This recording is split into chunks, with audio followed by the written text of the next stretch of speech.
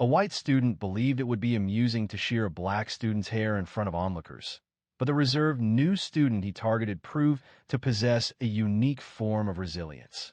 13-year-old Tyrese Reddick requested little when he entered Crest Hill Middle School that Monday morning in Thousand Oaks, California.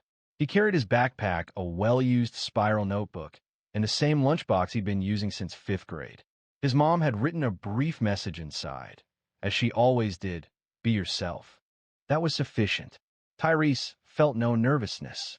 He's experienced being the new student previously. 3 schools within the past 5 years, a consequence of his dad's work assisting military veterans transition to civilian life. This one didn't seem significantly different. Bright hallways, worn lockers, that familiar scratchy intercom crackle each morning.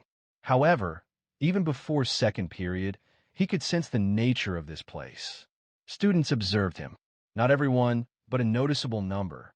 The long locks, carefully twisted and pulled back, distinguished him. He carried himself with quiet confidence. He avoided ostentation, opting for a simple style, clean sneakers, a tucked-in shirt, and earbuds during the bus ride. Yet, his presence was noted.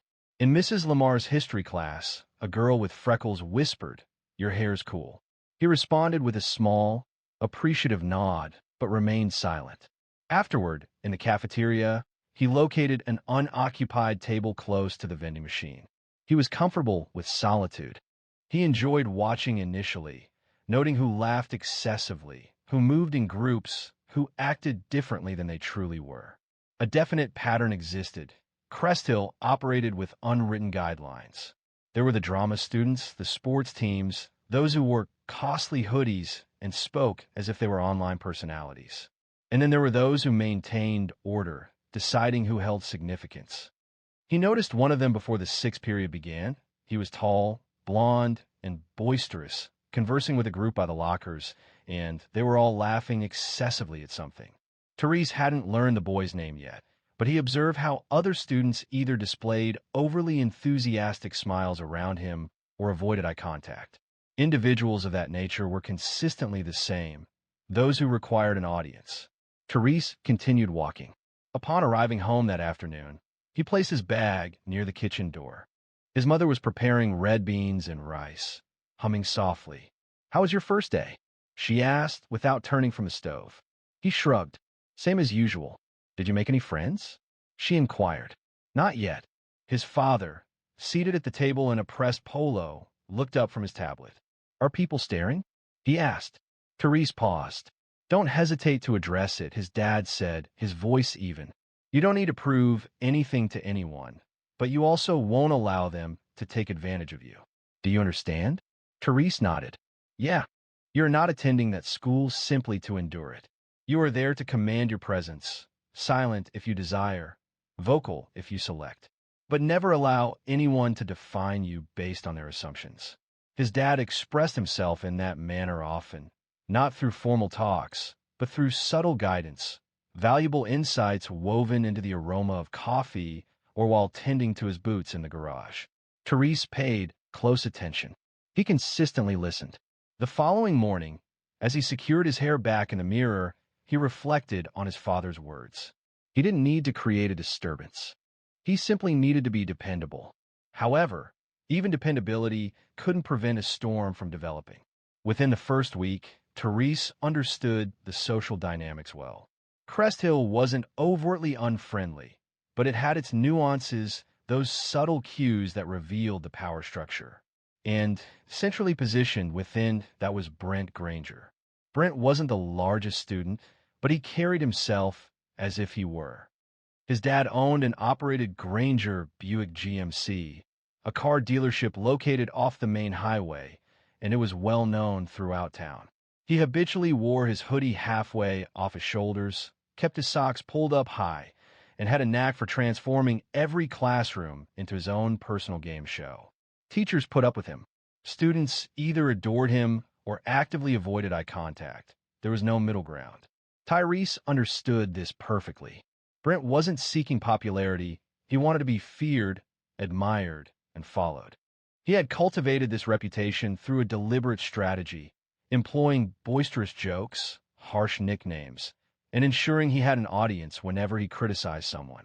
On Wednesday, Tyrese passed the outdoor basketball court during lunch.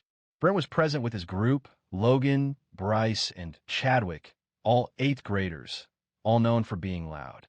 Chadwick noticed Tyrese first. "Yo, new kid, do you play?" he yelled, spinning a ball on his finger. Tyrese continued walking, his earbuds in. Brent gave a smirk.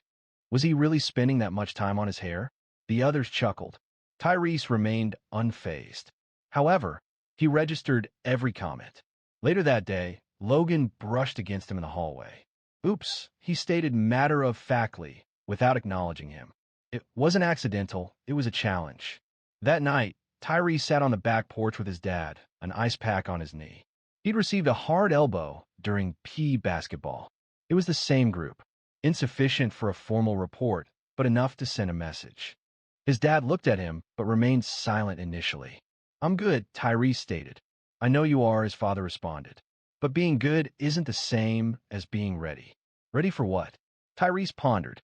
He didn't desire to be the angry child. He didn't want to be a target, either. He simply wanted to be left undisturbed. However, individuals like Brent tend to recognize those who are reserved. They test and provoke, anticipating a vulnerability. And Tyrese? He remained steadfast.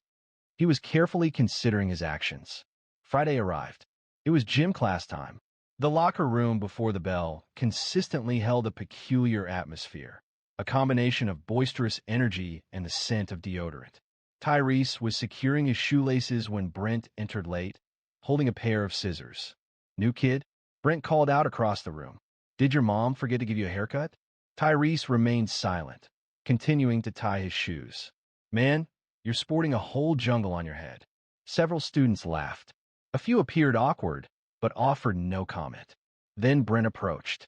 He held the scissors in one hand, mimicking a playful gesture, waving them around. "Just saying, bro, you'd probably make a whole wig with what you got." Tyrese finally looked up, maintaining a calm demeanor, his eyes steady. He appeared neither scared nor angry, but completely focused. "You good?" Tyrese asked, his voice low. Brent blinked. "What?" I said, "Are you good?" Brent stared at him, momentarily disoriented. "You talk now," he snapped, attempting to regain his composure. "Man, whatever." He turned and left, discarding the scissors into a locker as if they held no significance. Yet, Tyrese understood the gesture. It was a display of dominance, a deliberate act. Brent, however, was unprepared for the consequences when the pretense ended. By the start of the second week, a change was palpable. It wasn't overt, nothing that could be documented in an official reprimand. Still, Tyrese sensed it. Entering class, he noticed subtle looks. Not fear, not interest, simply observation.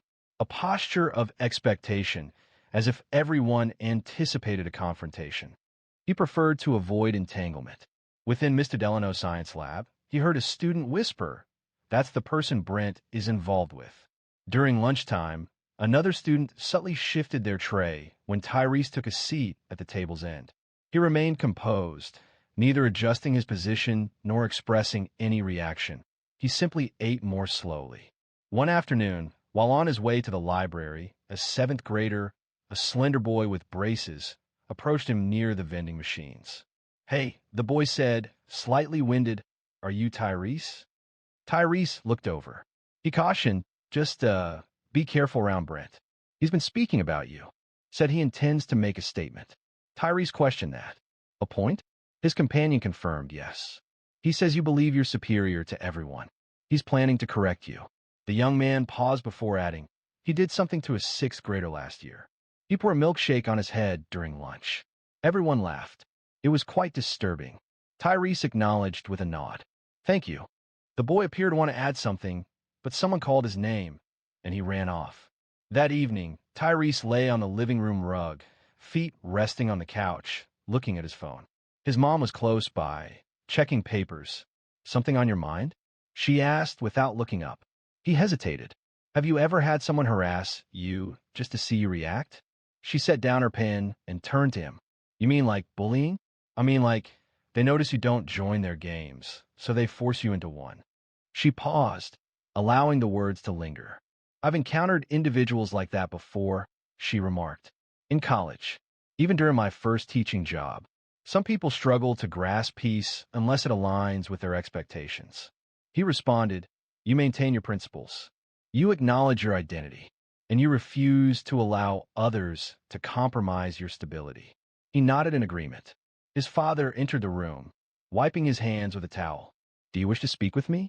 He inquired directly. Tyrese observed them both, then straightened up.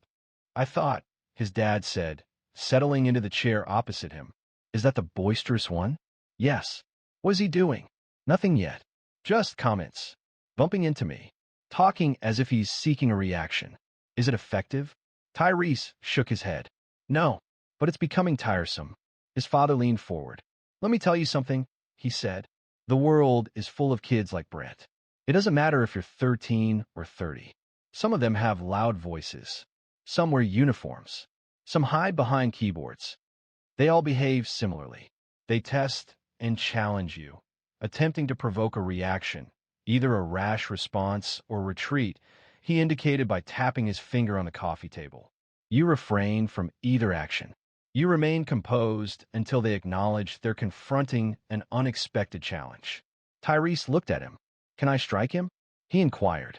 If necessary, his dad replied, but not fueled by anger. Never out of anger. You strike to halt the behavior, not to dominate. His mother remained silent, but offered no disagreement either. The following day, Brent passed Tyrese in the hallway and bumped his books from his hand. The papers spread out, fluttering across the tile. Brent smiled, a seemingly accidental gesture. Tyrese bent down, gathering them up individually. Several students paused to observe. Others looked away. Brent remained, waiting. When Tyrese straightened, he remained silent. He simply stared, a prolonged gaze that made Brent blink. What? Tyrese spoke, his tone even, just enough to convey, I see you. I am not afraid of you, and I am not responding as you instructed. Brent's smile disappeared. However, some individuals require explicit clarification, detailed step by step. It was gym day once again, and the locker room was filled with typical middle school activity. Sneakers scraping against the floor, lockers banging, the sound of inexpensive deodorant spraying permeating the space. Tyrese consistently prepared quickly. He entered and exited swiftly, avoiding conversation, showing off, or joking. He approached it as a task. When he entered, Brent was already present, seated on the bench as if expecting someone. It seemed he was the observer now. Tyrese remained composed, located his locker, entered the combination, and concentrated on changing. He sensed eyes on him, not just Brent's, but others as well. Logan, Bryce, and Chadwick. Even some students who typically stayed out of things. Yo, Brent said, rising deliberately. You still rocking those spaghetti ropes on your head? A faint sound, like laughter, rippled through the room, but it lacked strength, as if even amusement had become weary. Tyrese concentrated on his shoes, securing the laces firmly. Brent approached. He retrieved an object from his pocket. Scissors, silver, sharp, and genuine, likely taken from an art class or workshop. Have you ever considered change? Brent inquired, manipulating the scissors with 2 fingers as if they were a plaything. It could tidy you up. You might actually appear normal. Tyrese raised his gaze, his face blank, without a flicker of movement. Brent smiled. Before anyone could intervene, he reached out and cut. A moment of dread. The cut was clean at the base. It fell to the floor like a fallen leaf. Several children gasped. One whispered, yo. For a brief instant, everything paused. Tyrese rose, steadily, without haste, without hesitation. His expression remained unchanged, but something shifted behind his eyes. He looked down at the dread on the floor. Then he looked up at Brent. You think this is amusing? He asked. Brent smirked, slightly. Tyrese did not shout. He did not lash out. He advanced, composed, deliberate, and struck Brent with a quick elbow to the chest. Brent recoiled, astonished, gasping. Before he could respond, Tyrese intervened once more. Rotation, sweep, ascent. Brent fell heavily to the ground, without flourish, without ostentation. Simply efficient motion. His father had instructed him in that. Accuracy, not force. Brent attempted to rise. Tyrese positioned a knee on his chest and moved in close. "You do not touch me again," he stated. Voice even. Never. The room was utterly silent. It was documented. Naturally, Coach Timmons entered the room just 2 seconds afterward. Tyrese signaled, using a whistle as if they were on a football field. "Hey, what's happening?" Tyrese retreated. Brent was on the floor, one hand pressed to his ribs, the other still holding the scissors. Coach addressed both boys. "Office now." The journey to the principal's office was quiet. Tyrese remained silent. Brent attempted to portray himself as the injured party, murmuring about his intentions and claiming it was merely a joke, his hands visibly shaking. Principal Rossner observed them, her expression stern behind her square glasses. "Begin speaking," she instructed. Brent spoke first, attributing the incident to Tyrese, asserting that he reacted inexplicably and it was a misunderstanding. Tyrese remained silent, patiently waiting. Subsequently, he retrieved an item from his pocket and placed it on the desk, a cut dread. He maintained direct eye contact with Principal Rossner. "He brought scissors to school." Rossner blinked as he cut my hair.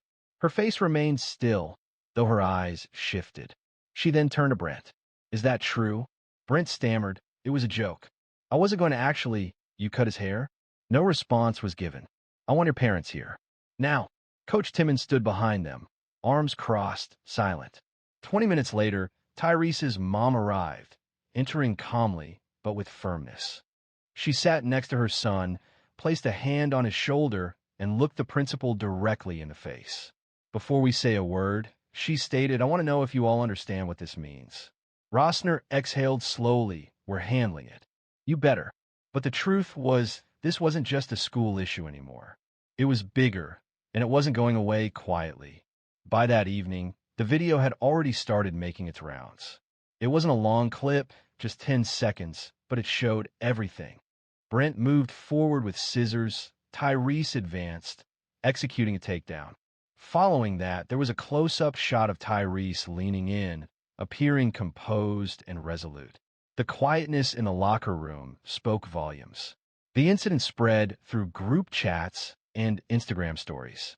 Even a few students from Northwood High School shared it with captions such as "He messed with the wrong one," and "Brent got folded." Tyrese made no posts about it. He offered no comments. He felt no need to. His parents were seated at the kitchen table, facing Principal Rossner and Brent's parents, Dean and Colleen Granger. Dean was wearing an expensive watch and a blazer with jeans. Colleen had sunglasses resting on her head, as if she had just left a country club brunch. "Let's be clear," Dean stated, attempting to take charge of the discussion. "Our son made a mistake, but it was simply a prank. Boys his age do not always grasp boundaries. Cutting someone's hair is assault." Tyrese's mother responded, her tone sharp. "Not a prank." Dean questioned the situation. Tyrese's dad moved closer. "Let me explain, man. I served in the Marines. I've led squads in countries you couldn't find on a map. You know what isn't tolerated, regardless of location? Disrespect, particularly when it's masked with explanations." Colleen moved in her seat. "We're just suggesting that maybe your son reacted excessively." Tyrese's mom slowly turned toward her. "Repeat that." "I'm just saying. Perhaps a less forceful approach would have been preferable." Brent did not inflict any physical harm. "Cutting a child's hair without permission is a humiliating act," Rossner finally stated. "Regardless of Brent's intentions, the effect is the same. And if it had been your son's hair, Mrs. Granger, I doubt you'd view it as humorous," Dean said, folding his arms. "So what's the next step? Will Brent be suspended?" "He's suspended for 10 days, Rossner replied directly. "And, subject to the school board's review, we might consider a longer suspension," Dean remarked. Regarding the incident, Rossner stated it was about bringing a weapon into the school, targeting another student, and provoking violence, not over a haircut. Tyrese remained silent throughout the entire discussion, his hands in his lap and his posture upright. He displayed no signs of gloating or smirking. Outside the room, several students observed through the glass door. News of the event had quickly circulated. The following day at school, Tyrese walked the hallway as he typically did, but a noticeable change was present. Some students acknowledged him with nods. Several people simply moved aside to let him pass. A seventh grader approached and exclaimed, "Yo, that thing you did was crazy." Tyrese continued walking. He had no desire for attention and just wanted to get to class. During math, Logan and Chadwick remained silent, offering no jokes or taunts. Brent's group had dispersed. Lacking their leader, they didn't behave as they usually did. Tyrese took his seat, retrieved his pencil, and began his assignment. That afternoon, as Tyrese left school, a teacher he hadn't known well approached him by the parking lot. "Are you okay?" Tyrese nodded. "I just want you to know what you did. How you handled that. It took strength, not just in the moment, but the way you've carried yourself afterward." "Thanks," Tyrese said. "I'm just trying to keep it steady." The teacher smiled. "That's harder than it looks." But respect earned through silence doesn't fade easily, and Brent was beginning to learn that the hard way. Brent's 10-day suspension felt lengthy for all except him. As he remained at home, restricted and disheartened, the school continued. He had anticipated students would support him, perhaps dismissing the situation as they typically did. However, a shift occurred. Students weren't simply avoiding him. They were discussing him. Murmurs in the hallways, uncomfortable pauses in group chats, videos circulated with captions such as "not so tough now" or "play stupid games." Brent's reputation suffered a significant blow. It fractured. Tyrese continued to be consistently present. Headphones on, locker tidy, assignments completed punctually. He avoided any displays of arrogance or a triumphant demeanor. However, his presence felt more substantial now. Not intimidating, simply resolute, as if he was unyielding. The following week, the school arranged a facilitated meeting between the families. An opportunity to discuss the incident and, at least from the district's perspective, reinstate a conducive learning atmosphere. Tyrese was reluctant to attend. His parents advised him, sometimes the most impactful action is simply being present. And that's what he did. They convened in the counselor's office. It was a small room with a circle of chairs that didn't match. Brent entered with a tense neck and a wounded sense of self. He avoided eye contact with Tyrese. His mother appeared more irritated than regretful. His father wore the familiar smirk, as if he were attending out of duty, not thought. Ms. Harrell, the school counselor, inhaled deeply. "We're not here to revisit what occurred. Our intention is to allow everyone the opportunity to share their feelings and discuss how we can proceed." She addressed Brent. "Would you like to start?" Brent adjusted in his chair. "I was simply joking around. There was no intention behind it." Tyrese remained silent. Brent continued, "I didn't realize it would be such a significant issue." Tyrese's mom raised an eyebrow. She stated that cutting a boy's hair is a deeply personal act, particularly when that hair symbolizes something beyond mere appearance. Brent mumbled, "I wasn't aware of that." Tyrese's father stated, "You didn't care to know." "That's the difference." Ms. Harrell then addressed Tyrese, asking, "Would you like to say something?" Tyrese looked up, making eye contact with Brent for the first time in the room. "I didn't come here to fight," he said quietly. "I didn't come here to make friends either. I came here to get through school." Regarding his hair, he added, "That's my business. It's part of me. You touched it like it was yours to joke about." Brent shifted in his seat, remaining silent. "I didn't strike you due to a loss of control," Tyrese explained. "I struck you because you needed to grasp a certain point, and verbal communication wasn't effective." A pause settled over the room. Brent's mother then addressed the group.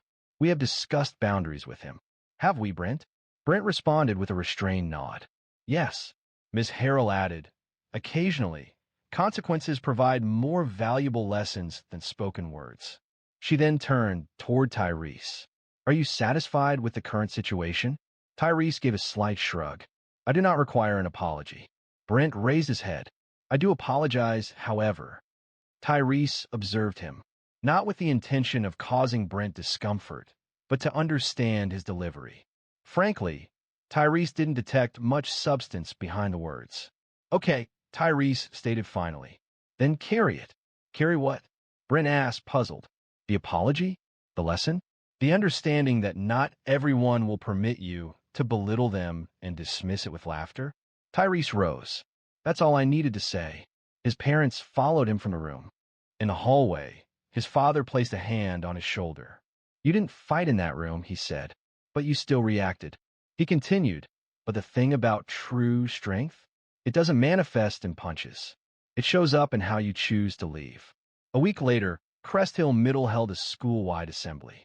Officially, the assembly was about respect and accountability, but everyone understood what caused it. Even teachers were discussing the incident in the break room, though no one voiced it directly. A palpable restlessness filled the gym as students, anticipating a standard presentation and hollow words, grew bored. Then, Principal Rossner took a surprising action. She approached the front without a microphone, relying solely on her voice and a confident stride. We're facing a recent event that has prompted us to reflect, she stated, and the room fell silent. I'm not going to repeat the details of what occurred. My purpose is to discuss the underlying causes and chart a course for moving ahead. She refrained from mentioning any individuals. It wasn't necessary. She emphasized, this school is not a place where power is gained through popularity or intimidation. Respect isn't earned by volume or the number of laughs you receive. It's earned through how you treat others.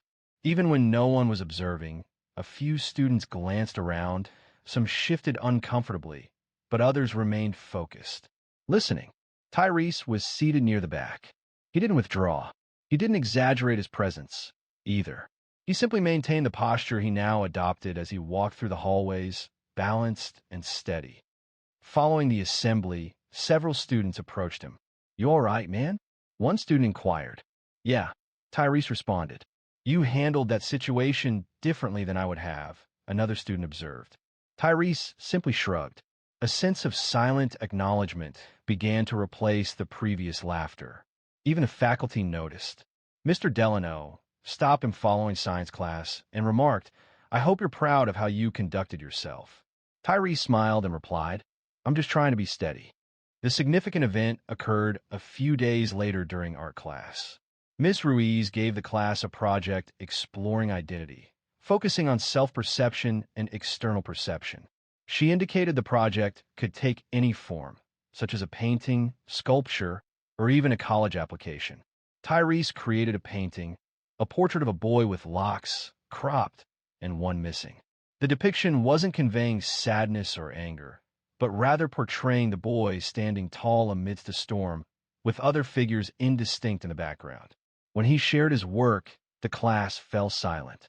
I created this, he stated, because occasionally people fail to understand how profoundly something seemingly insignificant can matter. They dismiss it as mere hair or a simple joke, but it holds deeper meaning. It's about what it symbolizes. The room was silent. Miss Ruiz's eyes filled with tears, but she remained silent. She simply nodded.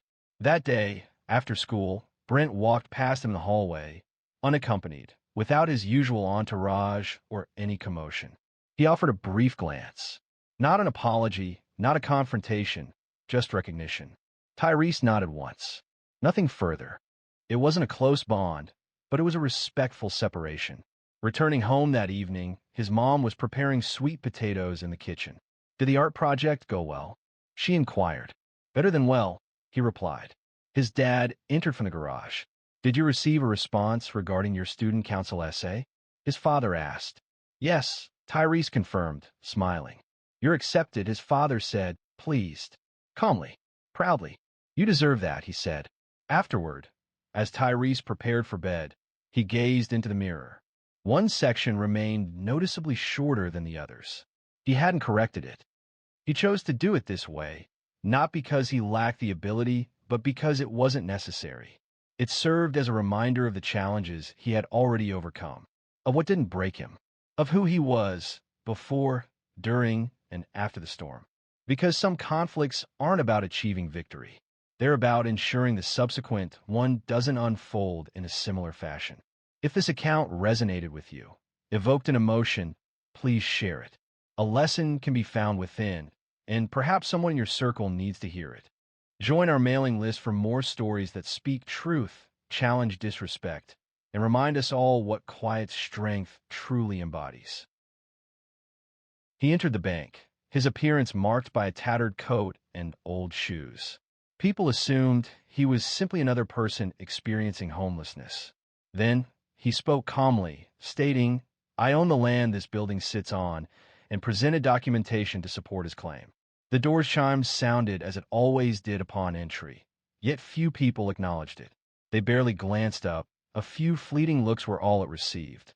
One woman subtly shifted her position to observe him before returning to her computer screen. Another took a sip of her coffee and rolled her eyes, murmuring something to the teller beside her. A man entering the space appeared out of sync with the surroundings, not threatening, simply different. The environment consisted of shiny glass, polished tile, and Bluetooth headsets visible behind the counters. This was Morris Coltrane Langston, age 62, with a thick gray beard. His coat was 2 sizes too large, and his jeans suggested a past no one wished to explore. He moved deliberately, not due to age, but with caution.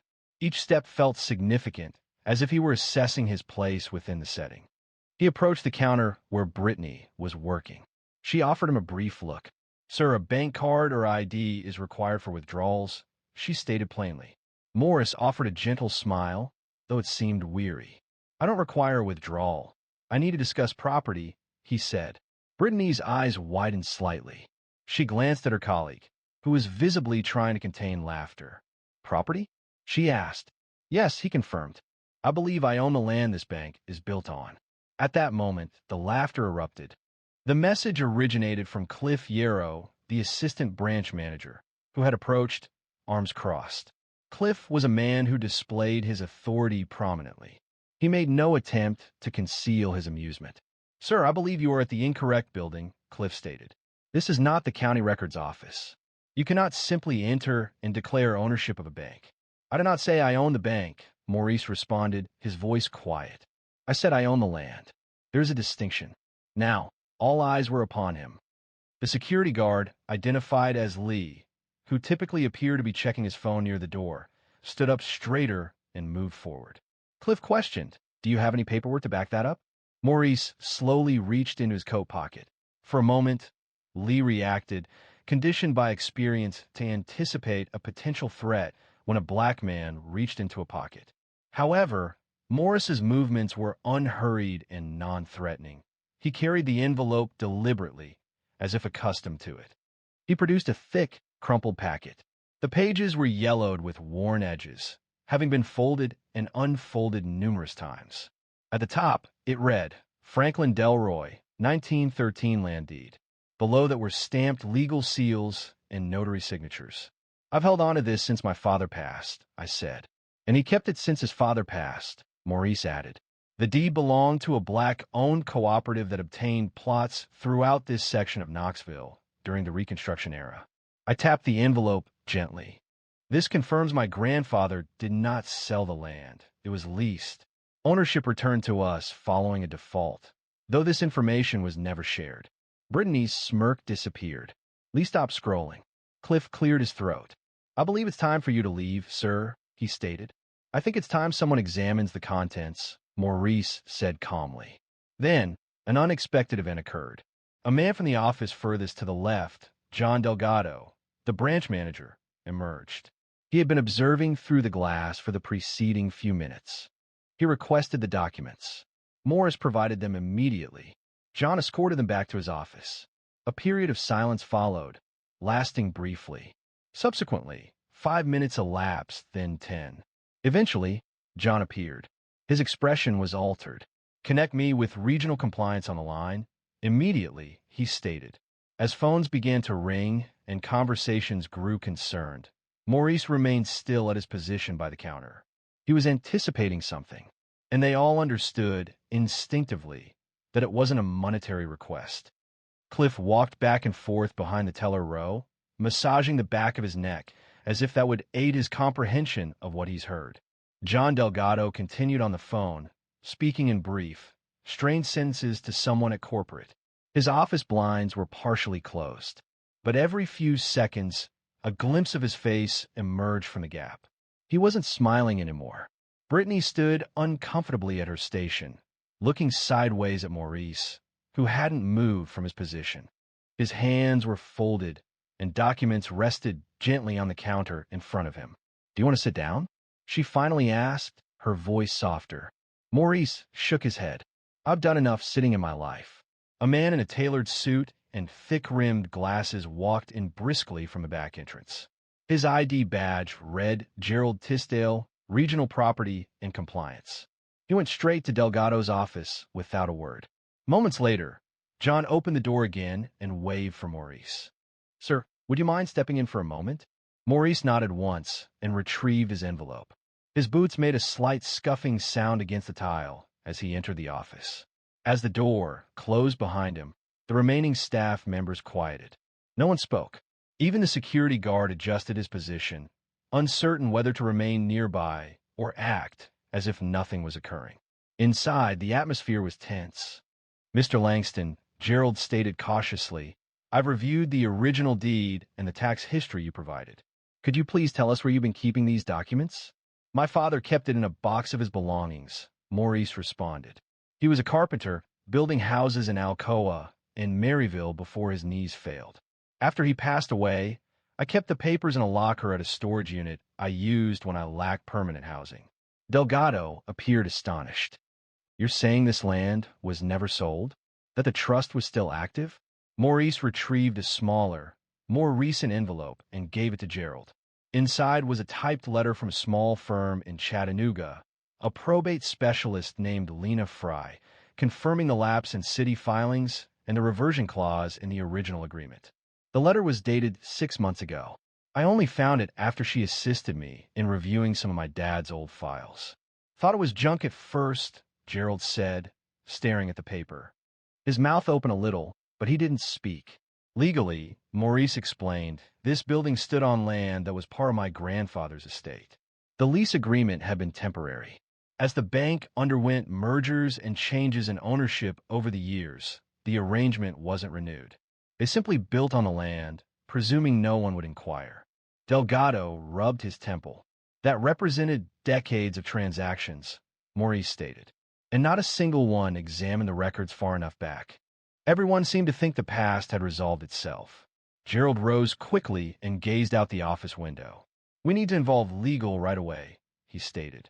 "Already done," John responded quietly. A voice drifted from outside the office, speaking too loudly. Why would a homeless man return for this now? What would he possibly do with a piece of land beneath a bank? Inside, Maurice noticed. He glanced towards the window, then resumed looking at Gerald. "I didn't come for money," he said. "I came seeking the truth, and perhaps a measure of respect." Gerald turned, finally meeting my eyes.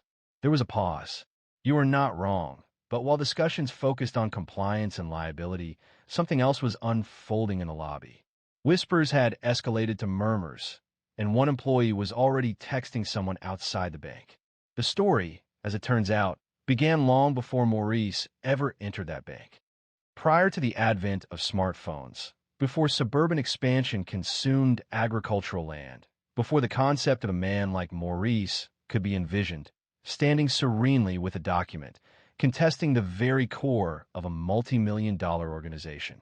In 1913, Franklin Delroy, Morris's grandfather, was 23 years old and already recognized within Blount County for his skilled workmanship.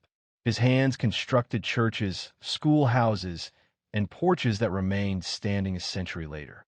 Unbeknownst to many, Franklin was also a member of a discreet, close-knit group of black tradesmen, farmers, and ministers who combined their resources to purchase land. The purpose wasn't financial gain, but a matter of dignity. They identified as the East Bluntland Cooperative, and throughout the years, they obtained small plots on the periphery of what was then essentially cow pasture. However, Franklin, ever the visionary, included a specific provision in his deed. Should the land ever undergo development, leasing, or a claim by another party without a sale, ownership would return to his descendants after a specified duration. In 1927, a lumber company made a payment to lease the land for a limited time. Subsequently, a warehouse was constructed, followed by a small credit union. By the 1970s, That credit union had transformed into a regional bank. And when it was acquired again in 2003, all of the original documents were misplaced, overlooked, or lost within the new ownership. The Delroy family was never notified. Franklin was gone by that point. Morris's father, Jasper Langston, attempted to preserve the family's history. However, circumstances grew difficult. Employment opportunities disappeared, and Jasper began drinking. The traditional stories evolved into mere bedtime stories, losing any sense of verifiable truth. Morris recalled sitting on the porch in his youth, listening to his dad describe the plot by the rail tracks that Granddaddy owned. Yet, it held little significance for him. The stories remained just that, stories, until he matured and understood how families like his were frequently excluded from their own history. In 2020, when COVID caused widespread closures and Morris was residing in a church basement in Sevierville, he finally sorted through the last of his father's possessions. Among them, he discovered the original deed carefully wrapped in wax paper, and within it, a small note written in his dad's handwriting. "If you find this, don't let him tell you we didn't leave anything behind." Morris took that note with great importance. He dedicated months to research at the public library. He made trips to the county clerk's office. He consulted with Lena Fry, the probate attorney who remained professional when he shared the story with her. She located the land records and carefully compared parcel numbers, and she verified his findings. The land, now valued at millions, had been leased, not sold. The original clause remained in effect. No legal purchase had ever occurred. Consequently, after years of homelessness, this situation seems quite unusual. Morris entered the building constructed upon his grandfather's land and stated something unexpected. "I believe this belongs to me." At the bank, John Delgado now had the documents spread across his desk. They contained a century's worth of signatures, carbon copies, and ink stamps from courthouses that no longer existed. Gerald, the regional compliance officer, examined one page as if it had committed a personal offense. According to this clause, he stated, "The property returns to the original family if the lease expires without renewal or sale." John confirmed this had occurred twice, and the family was not notified. "That's correct." A significant silence followed. Then Gerald quietly expressed concern, saying, "We're in trouble." Maurice remained seated opposite them, silent. He showed no sign of a smile. However, a sense of calm was evident on his face. It was as if a man had, at long last, joined together all the pieces of a puzzle and possessed the perseverance to complete it. As events aligned within that office, a woman on her lunch break began live streaming the growing disturbance outside the bank. The unfolding situation quickly transcended their internal narrative. The lobby's ambience underwent a change. Initial silent assessment evolved into quiet wonder. The atmosphere then became something different altogether, a palpable sense of nervous anticipation. A teller had moved away from her workspace and was positioned by the coffee machine, appearing to stir sugar while observing the office door as if expecting someone to enter. The security guard had repositioned himself, now standing nearer to Morris's chair, seemingly not for protection, but perhaps to observe. Beyond the glass partitions, John Delgado's office was full. Gerald Tisdale was participating in a video conference with a group of legal representatives from corporate, their faces difficult to interpret. A senior counsel, Mark Levin, repeatedly posed the same inquiry. How did this oversight occur? No one could provide a satisfactory explanation. The numerous transfers of ownership involving various parent companies and banks had obscured the documentation until Morris brought it back to their attention. "There's a public title gap," Gerald stated. "No signed release, no recorded sale." The reversion clause was never satisfied. Mark Levin moved closer to the screen. "Does this man, Langston, possess the original documents?" John stated that he has more than just documents. He has lineage, and we verified the parcel data. It's the same land. The only alterations were the asphalt and steel constructed upon it. Mark pinched his nose. "Okay, here's what we need. Secure a release from this man. Offer a small settlement. Remove him from the building before the press arrives." Maurice, seated quietly nearby, understood their thinking without needing to hear the discussion. He understood the atmosphere. After decades of observing how people assess your value, John ended the call and turned to him. Mr. Langston, would you be willing to settle this today? We could quietly arrange compensation, something equitable. Morris folded his arms. What's fair to you? John paused. That would require negotiation. But if we act quickly, we could avoid unwanted publicity. Maurice chuckled softly. Unwanted by whom? John momentarily looked surprised. A knock sounded at the glass door. A woman, identifiable by the local news logo on her lanyard, smiled and raised her phone. Hello. We've received information that someone entered with a land deed asserting ownership of the bank property. May we speak with Mr. Langston? John's face visibly drained. Who informed you? A voice from the lobby murmured. The live streams have exceeded 12,000 viewers. Morris rose to his feet deliberately. There's nothing to be concerned about. I'm not intending to cause a disturbance. Gerald approached. Mr. Langston, please understand that this situation requires careful handling. It would benefit everyone involved if we could maintain discretion. I attempted a subtle approach, Maurice stated. I'm accustomed to quiet. It defined much of my existence. It yielded no progress. A pause settled over the group.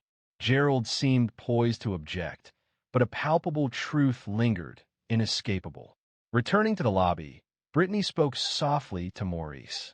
The amusement had vanished from her face. Do you truly possess this? She inquired. I have always possessed it, he replied. The recollection seemed to simply vanish. She lowered her gaze, a hint of embarrassment visible. I'm sorry. Morris's expression eased a little. It's not your fault. You were instructed on how to behave when someone like me enters. The bank's doors opened once more, and 2 additional reporters entered. A man carried a boom microphone over his shoulder. Another began recording with his phone. Cliff attempted to block their entry. This is private property. A reporter responded, observing Maurice. Not for long. As inquiries began from the media, Maurice did not seek attention. He instead glanced back at the familiar envelope he held, the one that held his family's history across generations, and understood it was time for the world to know it. Maurice needed no microphone. He needed no formal announcement. He simply needed to remain where he was. That was sufficient. A reporter, a woman in her 40s named Kimber Rowland from WBR, approached. Mr. Langston, could you verify that you assert ownership of the land the bank occupies? Maurice met her gaze, unwavering. I'm not asserting anything, he stated. I'm presenting facts, and the document in my hand demonstrates what none of you ever took the time to investigate. Kimber nodded thoughtfully, recognizing the significance in his tone. What outcome are you pursuing with this? Maurice didn't respond immediately. He turned to address the increasingly large gathering. There were customers, employees, and security present, with some people watching from the sidewalk. What I'm hoping for, he said finally, is that the next time someone walks in looking like I do, maybe people won't react with amusement first. The silence that followed was palpable. The young man who had been laughing earlier near the coffee machine suddenly looked down at his shoes. Brittany tightened her grip on her ID badge and avoided his gaze. Cliff shifted uncomfortably and cleared his throat. Look, sir, I didn't mean any disrespect. You need to comprehend. We simply weren't prepared. There was laughter. Maurice intervened. You all responded that way. The moment I entered the room, you observed my coat, my shoes, the discoloration on my hands, and you determined I was insignificant. No one spoke. Have you ever considered how many people you're likely to dismiss each day? Moving around here as if you possess all the knowledge. As if you've already assessed someone's narrative merely by viewing their exterior. John Delgado moved ahead, attempting to redirect the situation. Mr. Langston, we are ready to offer a formal apology and begin settlement negotiations. Maurice gave him a drawn-out, weary look. Do you still believe this concerns finances? A teenager with a camera phone murmured to his friend, out of view of the reporters, Dude, this person is really committed. Observe the documents. Kimber, perceiving something more significant, inquired, Where have you been until now? What prompted you to come forward at this time? Maurice sighed, not in annoyance, simply in contemplation. Following my dad's passing, I lost interest in matters of this nature. I was preoccupied with basic survival, taking on sporadic jobs like roofing, welding, and janitorial work whenever available.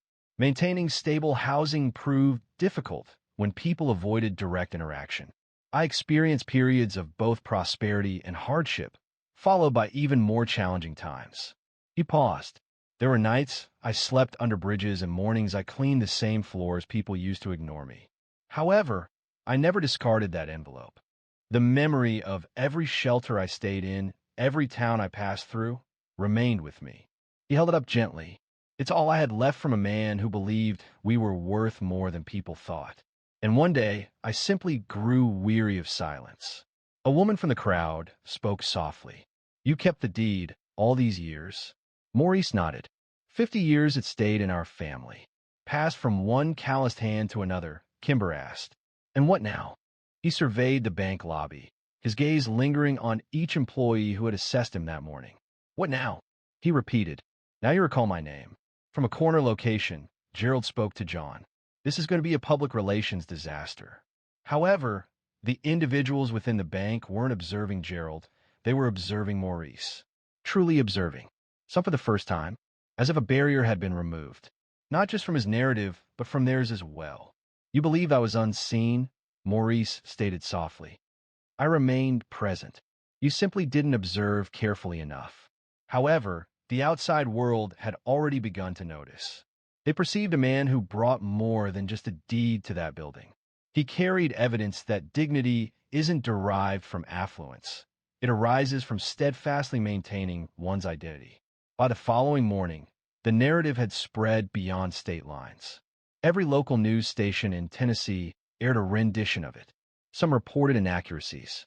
A report suggested Maurice had assumed control of the bank, a claim that proved false.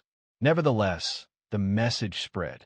Residents of Blount County, particularly older individuals, began searching through attics and storage boxes, questioning what they might have overlooked. College students shared excerpts online with accompanying text, such as "This exemplifies generational theft." To them, Maurice wasn't a news item. He represented an alert and a sign. At the bank, the situation quickly worsened. Legal representatives from the corporation arrived from elsewhere. Security personnel were now joined by local police officers patrolling the parking lot, employed for crowd management. Demonstrators had assembled along the sidewalk, displaying cardboard signs. Their messages included phrases like "respect land rights." Not just a deed, a legacy. He was right all along. Maurice hadn't organized the gathering, nor had he requested anyone to attend, yet they came. Inside the building, the atmosphere was tense. Gerald Tisdale was pacing once more, his face flushed as he managed calls from corporate and press liaisons. John Delgado was in his office, with the blinds completely shut, feeling the burden of everything. Maurice was in the break room, drinking coffee from paper cup. "Never thought I'd be allowed in here," he remarked, mostly to himself. Kimber Rowland had returned, and her camera crew was filming quietly from the parking lot. She wasn't trying to create problems. She was simply waiting for the story to unfold. That afternoon, a legal representative, Clay Addison, entered the bank. He possessed a clean-shaven appearance, a southern drawl, and wore a silk tie that appeared more valuable than Morris's entire wardrobe. He did not offer a smile.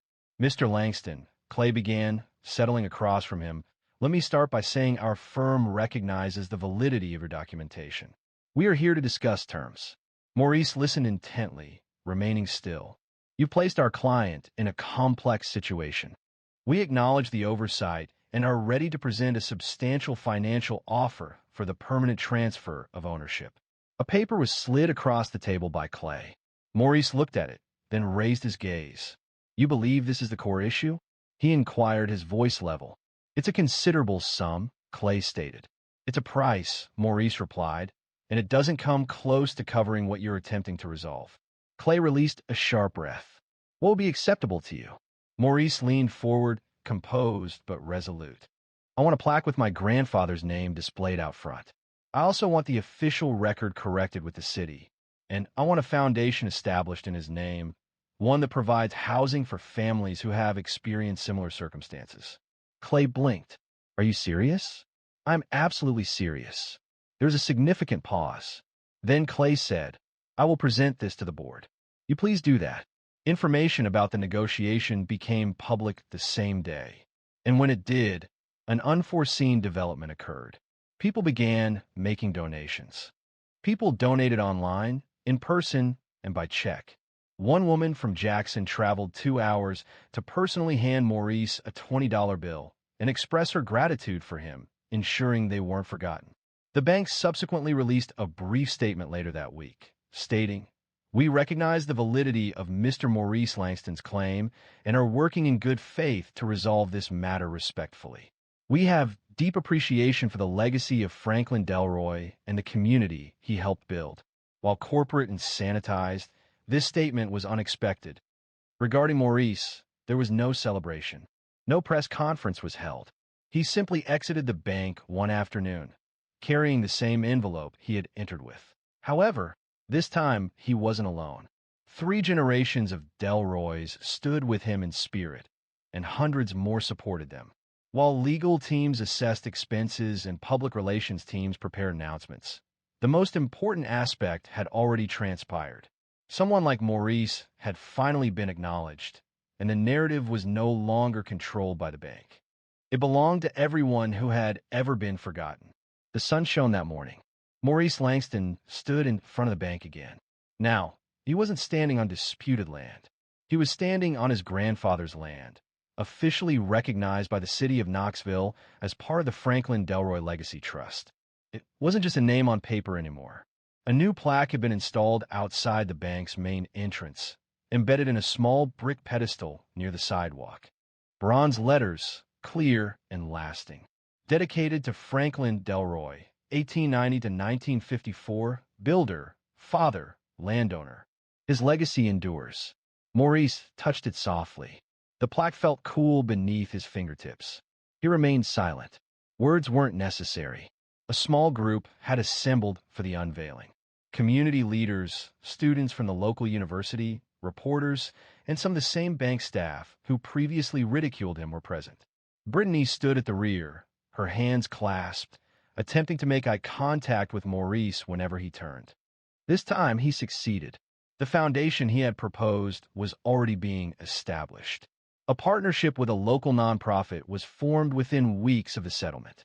The Delroy Housing Fund would provide grants to families at risk of homelessness, particularly those who had been disadvantaged by legal complexities and overlooked actions. I didn't desire revenge, Maurice told Kimber Rowland in his final interview. I simply wanted the truth to endure beyond the falsehood. It had taken years to reach this point. For years, he had experienced being overlooked, marginalized, and disregarded. However, the instant he entered through those glass doors, holding a creased envelope and a legacy of suffering, things began to shift. And currently, he was simply a man identified by a name. He had acquired a modest, well-kept house not distant from the outskirts of Alcoa, close to the same areas where his father had previously constructed porches and fences. It wasn't elaborate, merely a neat area, a functional sink, a bed to relax in. Occasionally, he would sit on a plastic chair outside, sipping coffee and greeting children cycling up the slope. On other occasions, he collaborated with local high schools, discussing land ownership, family histories, and the consequences of oblivion with students. Preserve your documents, he advised them. Retain your names. Ensure no one erases your people from the narrative. People now referred to him as Mr. Langston. At times, even Sir, but the designation he valued most was the one his grandfather had attained. Builder. It wasn't about buildings, but about something larger. Legacy. He never anticipated forgiveness from the bank. However, it wasn't necessary. What he required, he received: an acknowledgement, a correction, and the opportunity for those who followed to declare, I belong here too. The bank continued its operations, but the employees carried themselves differently.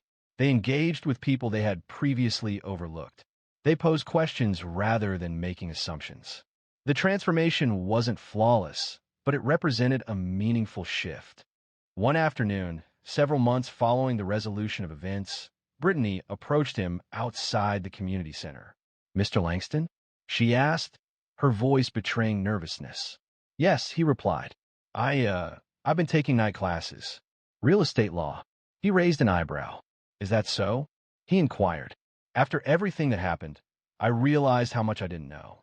About ownership, history, how things get passed down or lost." Morris smiled, slow and genuine. "Good for you." She paused. "I'm sorry for how I treated you that first day." He nodded. An apology wasn't necessary.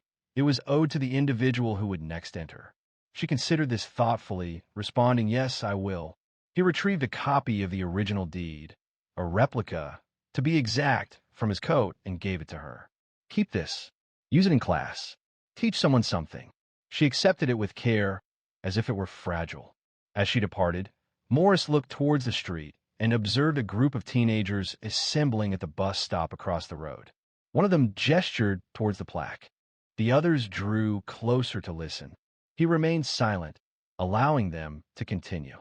He simply observed, a quiet sense of pride welling up within him as his grandfather's name emerged in the discussion once more. Perhaps that's how genuine transformation truly begins. Not through rage, nor solely through the pursuit of justice, but through remembrance and the bravery to keep it alive. Should you experience a feeling while hearing Morris's narrative, do not hold it back. Spread it. Discuss it. And if there's a family name you haven't mentioned in some time, vocalize it. The impact of legacies endures only when we actively preserve them. Subscribe for more stories that illuminate the true meaning of dignity. Marlene Daniels paid for her first-class seat in full. However, when she was discreetly requested to move to the rear of the aircraft, she did not cause a disturbance. The remaining passengers did, and social media quickly followed suit. Marlene Daniels was not a woman who desired much. She had never been. This was true when she dedicated 32 years to Birmingham Public Schools and remained true when she raised 3 children on a teacher's salary following her husband's passing. She was reliable. She was resilient. At the age of 72, she had finally learned to do something she'd often advised others to do: take up space. This was the reason she purchased the ticket. Her granddaughter, Alia, was graduating from Purdue University in West Lafayette, Indiana. Alia was the first in the family to earn a degree in environmental engineering. It was a significant occasion, and Marlene, she planned to attend, positioned prominently, dressed in her best Sunday clothes, and cheering as she once did at those high school basketball games. She had flown previously, certainly, but always in coach. Always quiet, always practical. This time, however, she reserved a first-class seat. She paid in full. She selected her spot by the window. It wasn't about luxury. It was about presence. It was her way of stating, "I'm still here. I'm present." Walking through the gate at Birmingham Shuttlesworth Airport, she appeared like someone who knew who she was. She wore gray slacks, a pearl gray sweater, small gold earrings, and a leather handbag that bore the marks of years of careful use. Her hair, silver and neatly arranged, was styled in a low twist. A smile touched her lips as she greeted the gate agent. A smile offered not from obligation, but from a genuine desire to be considerate, even when faced with unkindness. "Good morning, Miss Daniels," the agent said, scanning her ticket. She appreciated the formality. "Miss Daniels." It still carried a certain dignity. As she entered the plane, several passengers in the front cabin briefly looked up. A few offered smiles. A man, appearing to be in his 40s, gave a courteous nod. Seated across the aisle, a younger woman wearing a denim jacket and chunky boots was reading a magazine. Marlene located her seat, 2A, and made herself comfortable. She carefully placed her bag beneath the seat in front of her, adjusted her sweater, and gazed out the window. The sky was clear. That felt like a positive omen. Flight attendants moved along the aisle, arranging luggage and engaging in brief conversations. One offered her a water bottle. "First time in first class?" she asked, her smile seeming practiced. Marlene quietly laughed. "Is it that noticeable?" She responded. "You look wonderful," the attendant continued. "Just wanted to say welcome." Marlene nodded graciously and redirected her gaze toward the window, her thoughts drifting to Alia's smile and the swift passage of time. It felt like only yesterday she had been in the front office of Jefferson Middle, observing her granddaughter twirling in her chair while completing paperwork. She relaxed, her hands resting calmly in her lap. Everything appeared tranquil, orderly, and correct. Then a voice broke the stillness. "Excuse me, ma'am," a flight attendant stated, differing from the initial attendant. The attendant was young, blonde, with an expression that was difficult to interpret. Marlene looked up. "I'm so sorry, but there appears to have been a seat assignment mix-up. Please move to seat 19C. Marlene blinked, seeming to question if she's understood correctly. "I'm sorry, could you repeat that?" she asked. "There's been a change. A late passenger arrived. The system assigned you to this seat in error. We require this seat to be free." Marlene remained perfectly still. Her voice remained even, and her eyes didn't show any displeasure. She reached into a bag, retrieved the paper boarding pass she always printed, and displayed it. "This is my assigned seat, 2A. It was paid for and chosen by me." The attendant looked at it, then checked the aisle. "I understand. I truly do, but we're aiming to resolve this swiftly before takeoff." The woman in the denim jacket, seated across the aisle, lowered her magazine. She observed her sitting there prior to anyone else boarding. She stated softly. Marlene remained still. "Not yet." Her fingers rested on the chair arms, applying just enough pressure to keep her steady. "I'm not attempting to cause disruption," she said calmly, "but I reserved this seat months ago." The attendant leaned in slightly, lowering her voice. "Ma'am, if you could please cooperate, we'll get this sorted. We just need you to move for now." Then, without another word, a man appeared. Tall, white, neatly trimmed beard, dressed in business casual, holding a laptop bag, and looking impatient. The attendant gave a small, practiced smile. "Right this way, sir." But Marlene hadn't moved. Not yet. Marlene's fingers remained curled tight around the armrests. She detected the subtle sounds of passengers arranging themselves, zippers fastening, and safety belts securing. Yet the atmosphere surrounding her felt heavy, resistant to movement. The man now stood almost directly in front of her seat, looking down with an expression that was a blend of confusion and annoyance. "This is two-way, right?" he asked, looking towards the flight attendant, but not Marlene. "Yes, sir," she replied. "Just a minor misunderstanding. We are resolving it now." Marlene spoke with composure, but her voice conveyed firmness. "How is this addressed?" The attendant attempted to maintain a pleasant demeanor. "We simply require you to take seat 19C. It remains a satisfactory seat, and we will ensure you receive compensation for the disruption." "Disruption?" Marlene lifted her eyebrows. "Being asked to vacate the seat I paid for in front of a completely full plane after I had already been seated? That is not a small matter." The man finally made eye contact with her. He did not speak, just gazed. And something about that silence, easy for him, unsettling for her, felt significant. "Ma'am," the flight attendant repeated, her voice now more assertive. "Please." Marlene glanced around. Silence filled the cabin, but eyes were fixed on her. The man seated across the aisle appeared uneasy, fidgeting in his seat. The younger woman with the magazine continued to stare. She didn't desire to create a disturbance. It had never been her way. She had always instructed her students to overcome embarrassment with grace, not noise. At this point, she questioned what she would be conveying if she were to leave unnoticed. However, her dignity couldn't sustain the entire journey. Marlene carefully released her seatbelt, retrieved her bag, and rose. The flight attendant sighed, clearly relieved. "Thank you," she stated, and moved to allow the man to take the seat, where he opened his laptop and straightened his tie as if it were a routine occurrence. Marlene held her back straight as she walked along the narrow aisle, passing rows of strangers who didn't meet her gaze. She arrived at row 19, located seat C, and put her bag under the seat without a word. The chair was smaller, situated nearer the restroom, noisy, confined, and not at all what she had anticipated. She settled in quietly, feeling a stinging in her eyes. A man seated across the row, a teenager wearing headphones, looked at her with a questioning expression. She gave him a weary smile. A weight settled in her chest, not from the seat itself, but from the lack of surprise. She had hoped, perhaps naively, that circumstances had changed. That at her age, following her considerable contributions to others, she wouldn't need to demonstrate her right to what she had purchased. She glanced down at her hands, noticing a slight tremor. Her wedding band remained on her finger, even after so many years. She had raised 3 children, 2 of whom were now professionals. She had dedicated her life to her students, writing letters to parents, staying late to tutor. She had broken up fights, buried students lost too soon, taught kids how to believe in themselves even when the world didn't. But here, on this plane, she was just someone to be moved out of the way.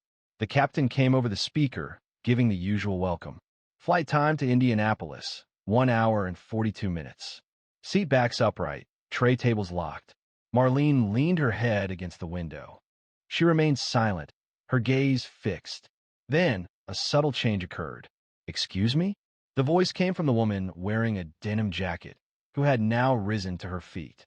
"Hello," she said, her tone clear enough for Rose to hear. "What transpired here doesn't feel right."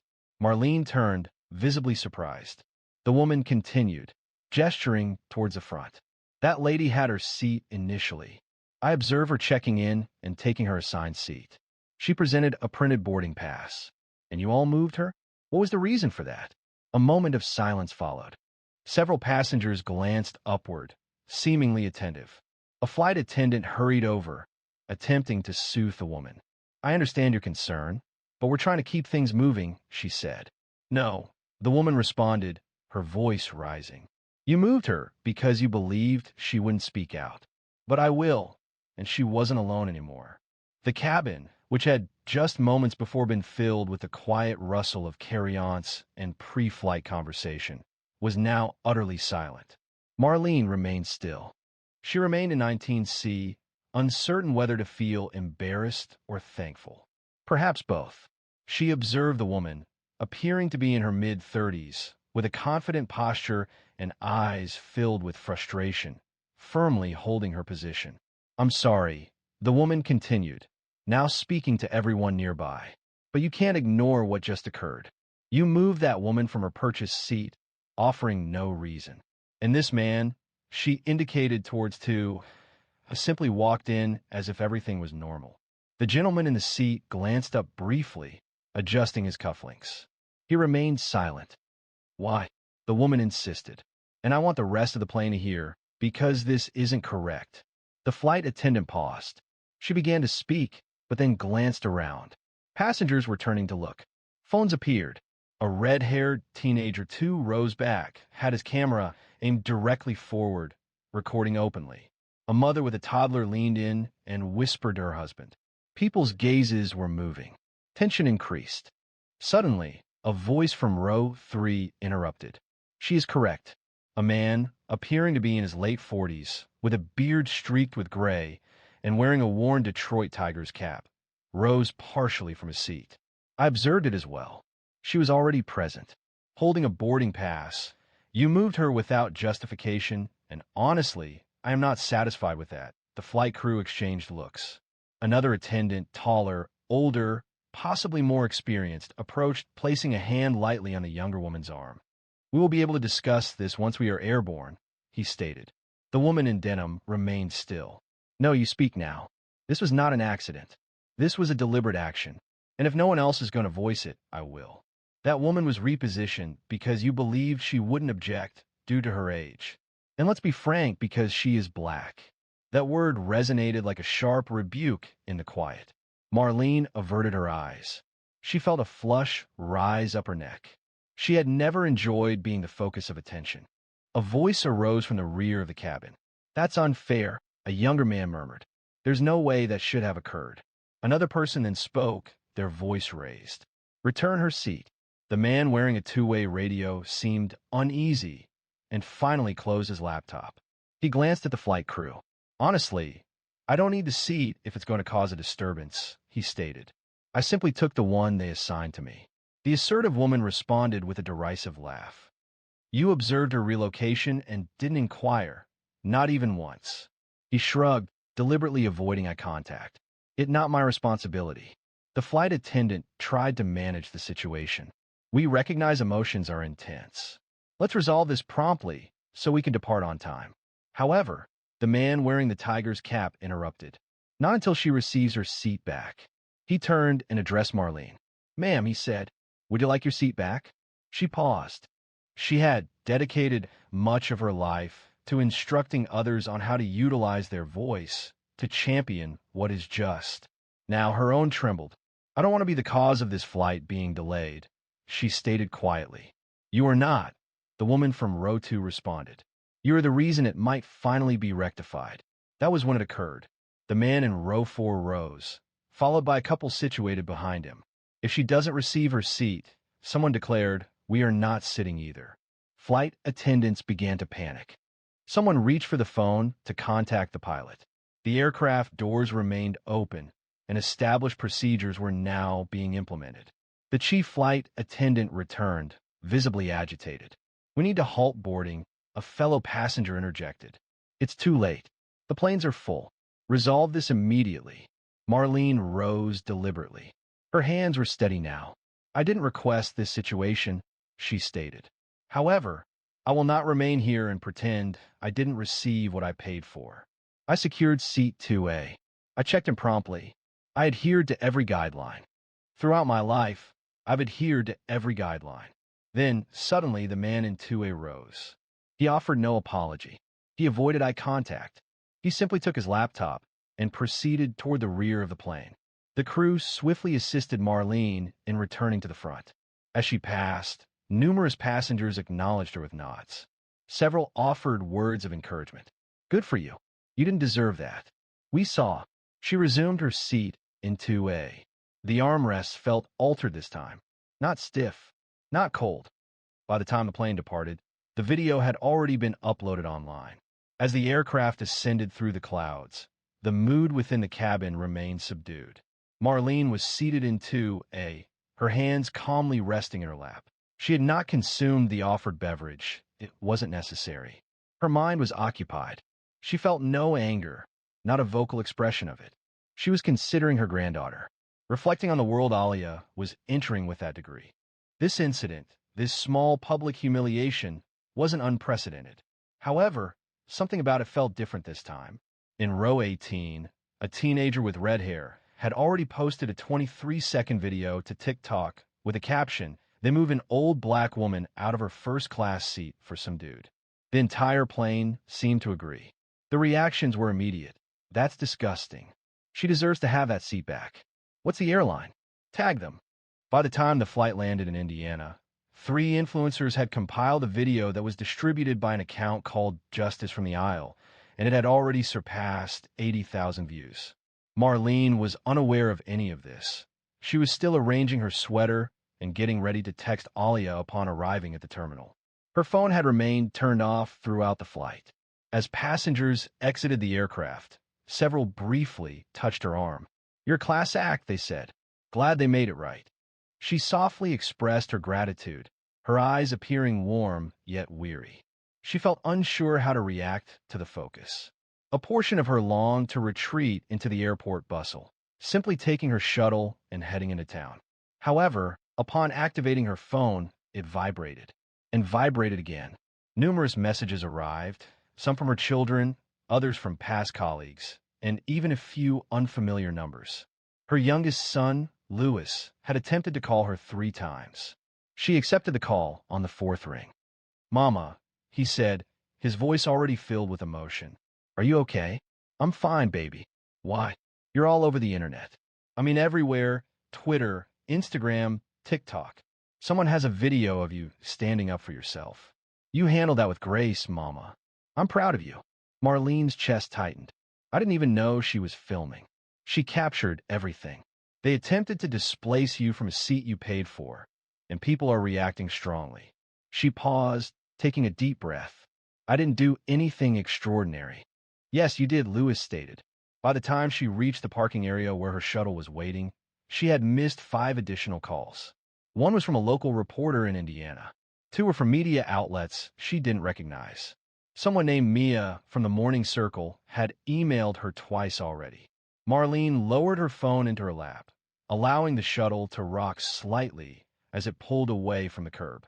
A college-aged black woman with thick braids and a Purdue hoodie sat beside her. She looked at Marlene, paused briefly, then shifted in her seat. "Excuse me, ma'am," she began hesitantly. "Were you the woman on the plane today? The one in the video?" Marlene raised her eyebrows. "That fast?" The girl smiled. "People share things that are important. And this was important." Marlene paused. "It's odd. I didn't intend to be involved in something like this." The girl spoke softly, saying it hadn't been planned. However, she acknowledged that Marlene had managed the situation in a manner that resonated with many. Marlene returned a smile, then glanced out the window, observing the passing billboards and highway signs. She had simply intended to attend a graduation, and now the entire country was discussing the event. However, the airline remained silent, an unsettling silence. By the time Marlene arrived at her hotel in Lafayette, her name was already appearing in the subject lines of press releases. Unofficially, naturally, no company was willing to acknowledge anything that could incur a financial cost.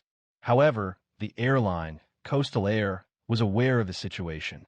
They had viewed the videos, read the online discussions, and hastily convened in private meetings.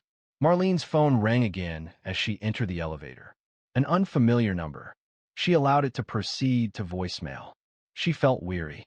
She had traveled across 2 states, experienced humiliation, then received applause, and subsequently been drawn into a situation she hadn't requested. All she wanted now was a warm shower, a meal she didn't have to cook, and to see Ollie across that stage. Her room overlooked a small park where families walked dogs and students tossed frisbees. The sun was dipping behind the trees. Marlene watched for a moment before sitting down and turning on the TV. Local news was already on. The video, now exceeding 2.3 million views in under 12 hours, depicts what seems to be an elderly black woman being requested to relocate from her designated seat in the first-class cabin to make room for a younger white passenger. Other passengers on board stepped in, and the woman was ultimately returned to her original seat. She silenced the notification. Her phone vibrated again, a text from Lewis. "Coastal Air has released a statement. It's underwhelming." She clicked the link. The official statement read, "We are aware of the incident on board Flight 482 today involving a seat assignment confusion. Coastal Air is committed to fair and inclusive treatment for all passengers and is reviewing internal procedures. We apologize for any inconvenience experienced." Inconvenience, she whispered, shaking her head. That word again. She remembered all the time she'd written real apologies in her career, when a teacher lost their temper, when a parent was left unheard. She avoided using that term, especially after incidents occurred. That evening, she accepted a phone call. Marlene Daniels? The voice was distinct and resolute. It belonged to a woman, professional in tone. "Yes, speaking. This was Nina Morgan. I'm a producer with Midday Matters. We're interested in having you on our show tomorrow morning, just to briefly discuss your experience. It won't be intrusive. You're seen as representing something larger, and people are paying attention." Marlene hesitated.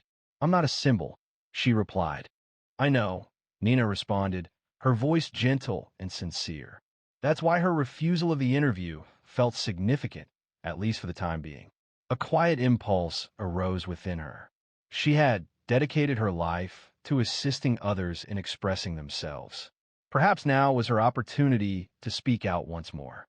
The following morning, she composed a handwritten note. It was brief, a single page in length, but each word was carefully chosen. She began with the sentence, "I wasn't trying to go viral. I attempted to see my granddaughter."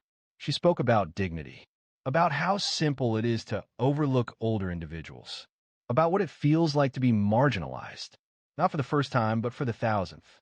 And she concluded with this: "I spent decades telling young people they were important, that their presence was important, that they belonged. I still believe that. But sometimes the ones who forget are not the students. It's the people who think they're in charge. She entrusted the letter to Lewis, who shared it on his social media with her consent. Within hours, by lunchtime, it had accumulated over 400,000 shares. Her story appeared on talk shows. An op-ed piece in the Indianapolis Journal commended her composure. Civil rights advocates incorporated her letter into speeches and public events. A particular comment resonated with her. It originated from a woman named Danielle in Topeka. My mother experienced a time when she was pushed out of a bank queue and dismissed it with a laugh. She stated, "People like us don't make noise." I wish she could have witnessed this. Ms. Daniels, thank you. Your words helped me remember not to dismiss things so easily. Marlene was seated near the window, holding her phone and a letter. She hadn't raised her voice. She hadn't protested. She hadn't created a video. She simply stated the facts. However, the crucial moment she awaited hadn't arrived. It was pending on a campus stage. Saturday morning dawned clear and cool. Marlene hadn't slept well. Amidst the news reports, the communications, and the sensation of being observed by countless unseen individuals, finding peace had been challenging. Yet, her steps were firm as she entered the campus of Purdue University, her focus resolute.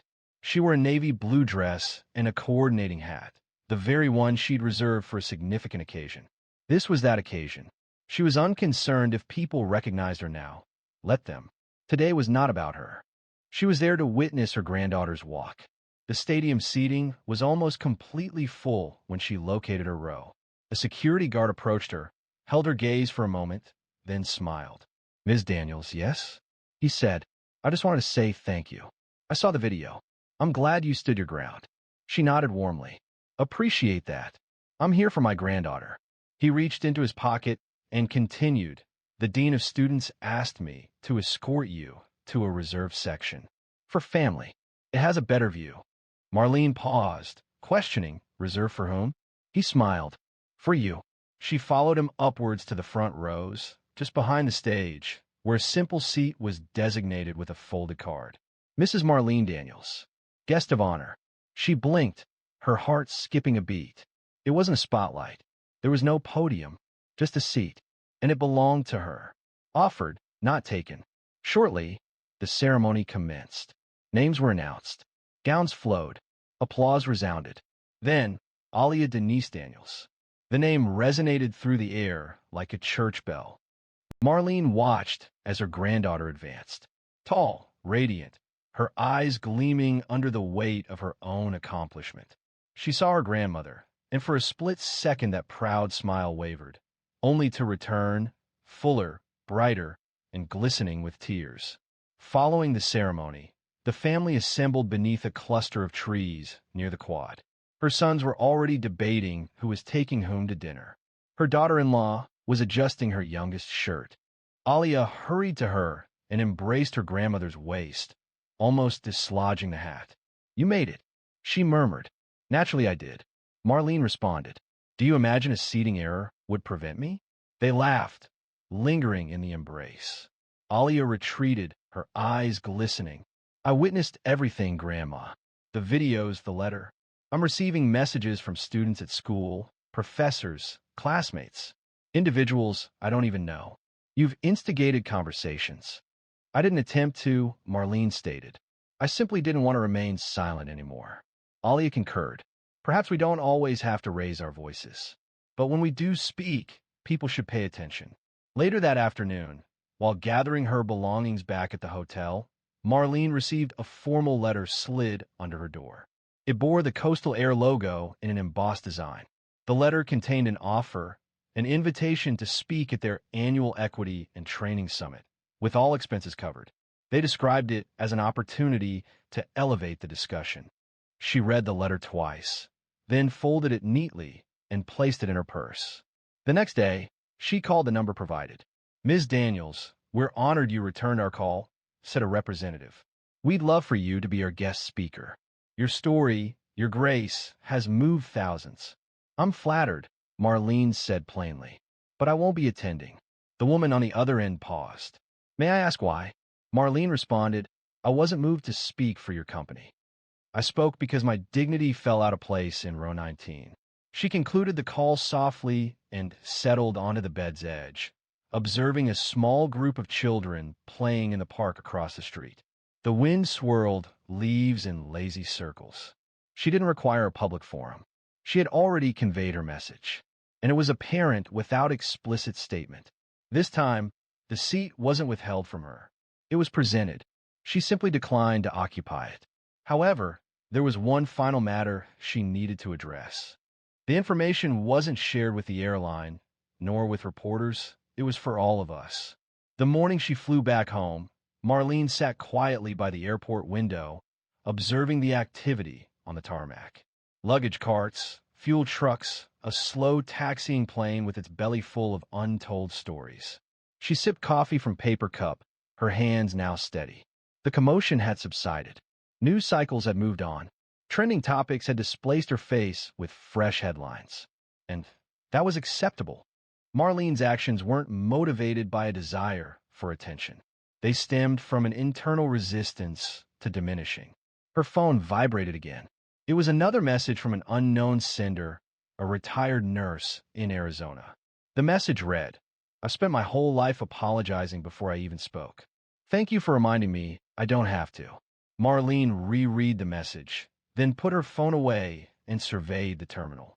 People passed by her, pulling carry-on bags, enjoying lattes, and holding onto their children's hands. Most didn't recognize her. She wore her usual gray sweater and pearl earrings, nothing extravagant. Yet, if one observed carefully, there was a certain quality to her demeanor, a quiet strength that surpassed mere physical bearing. She recalled the many years she had dedicated to assuring her students they mattered, instilling in young black girls the importance of carrying themselves with confidence, articulating their thoughts with precision, and refusing to allow others to diminish their worth. She believed she had concluded imparting this guidance upon her retirement. She was mistaken. Self-respect is inherent. It isn't acquired through achievement or dependent on positions, designations, or connections. It isn't bestowed by unfamiliar individuals, and it cannot be compromised when circumstances deem it problematic for another. It is rightfully yours, regardless of whether others acknowledge it. That was the core principle. It resonated not only with those who observed her movement down the plane aisle, but with the reserved individuals. Those who suppressed their dignity countless times in checkout lines, boardrooms, waiting rooms. Those who've been subtly indicated to relinquish their seat, either physically or figuratively, to someone deemed more significant. Marlene's story wasn't concerning revenge. It wasn't reflecting anger. It wasn't even focused on that man or that airline. The memory centered on the decision she made, resolving that she wouldn't remain silent for anyone. Just before her flight was scheduled to board, she rose and stretched. A young girl close by gently pulled on her mother's sleeve and murmured, "That's the lady from the video." Marlene offered a slight smile. It wasn't a broad smile, nor one seeking acknowledgement. It was the type of smile that conveyed, "I am aware of my identity."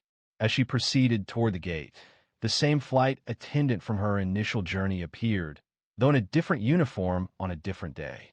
The woman looked up, a flash of recognition in her eyes. She offered a brief nod. Marlene stated simply, "Good morning." Nothing more, nothing less. A lengthy explanation wasn't necessary. Applause wasn't required. She possessed something more valuable: serenity. As the gate opened and boarding commenced, Marlene didn't hurry. She waited patiently. She proceeded deliberately, and, upon reaching her row, yes, first class once more, she positioned her bag under the seat, took a seat, and gazed out the window. The sky stretched endlessly. She remained silent for the entire flight because she felt no need to speak. Occasionally, the most impactful declaration is simply holding your place, particularly when others anticipate you to relinquish it. Therefore, if you're hearing this and you've ever felt diminished for asserting yourself, recall Marlene Daniels. Not because she became widely known online, but because she never increased her volume, and yet everyone understood her. If this narrative resonated with you, please share it. Speak when you are able. Remain in your seat when required. And most importantly, Never allow another person to determine when your dignity is present.